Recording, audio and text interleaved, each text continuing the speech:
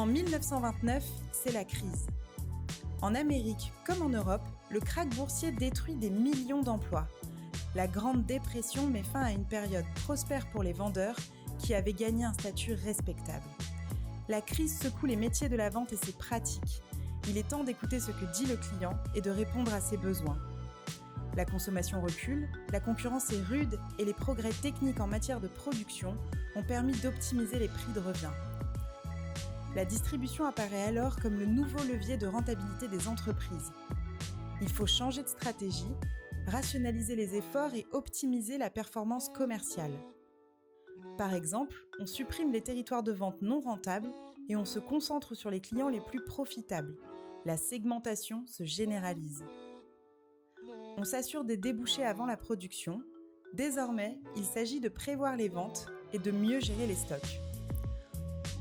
En 1930, le premier supermarché voit le jour à New York d'après une idée de Michael Cullen pour répondre aux attentes des consommateurs de produits bon marché. L'enseigne King Cullen agrandit ainsi la zone de chalandise jusqu'alors limitée et attire une clientèle à plus de 15 km à la ronde. En France, c'est la naissance des premiers magasins populaires dits à prix unique, sur le modèle des chain stores américains. Uniprix, prix unique, monoprix. Originalité française, ces magasins proposent à la fois des produits alimentaires et non alimentaires.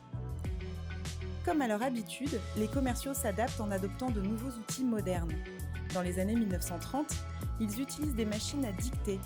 Puis dans les années 40, les managers et leurs forces de vente communiquent avec des enregistreurs à cassette magnétiques pour faciliter leur communication et mieux gérer leur temps. Ils optimisent également leurs déplacements en voyageant en wagon-lit. Après la Deuxième Guerre mondiale, la consommation est relancée. En 1948, une drôle de petite voiture sort des usines Citroën. La Deux-Dush, comme on l'appelle, est conçue après une étude de marché qui a détecté une nouvelle niche de consommateurs, les jeunes et les foyers urbains modestes. Il faut attendre 1957 pour que le premier supermarché apparaisse en France, grâce à Henri Bardou, qui ouvre à Paris une surface de vente de 750 m².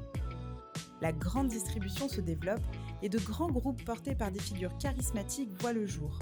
Leclerc en 1949, Carrefour en 1959, Auchan en 1961 et Intermarché en 1969. Les surfaces de vente deviennent gigantesques.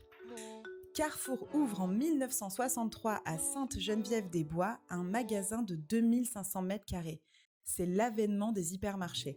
Dans les années 50, le commercial adopte le téléphone avec répondeur, le beeper et le photocopieur qui lui facilitent grandement les tâches de prospection et de gestion des commandes. Fini les doigts noircis par l'encre des feuilles carbone. Dès les années 60, les fonctions commerciales s'équipent des premiers ordinateurs et les commerciaux font leur présentation à l'aide de diapositives ou de films sur cassette vidéo VHS. Bientôt, les premiers téléphones mobiles à fréquence radio viennent compléter l'équipement des commerciaux, toujours à l'affût des dernières technologies, facilitant leur mobilité et leur communication. Pour les commerciaux, les changements vont encore s'accélérer. Mais ça, c'est une autre histoire.